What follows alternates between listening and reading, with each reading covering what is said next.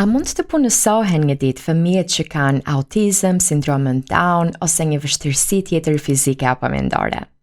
Ndër vite në Shqipëri, përgjigjja e kësaj pyetje ka qenë jo. Por, në vitet e fundit, veçanërisht në kryeqytetin ton, nëpërmjet ndihmës së organizatave të ndryshme, e kemi parë këtë dëshirë të bëhet realitet për shumë prindër. Edhe pse akoma nuk jemi atje ku duam dhe stigmat shoqërore vazhdojnë të ekzistojnë, nëse ne edukojmë brezat e rinj dhe themi që aftësitë të kufizuara nuk nënkupton mungesë aftësish, atëherë ne do të mund që të ndihmojmë këtë komunitet dhe do të fillojmë të shohim progres.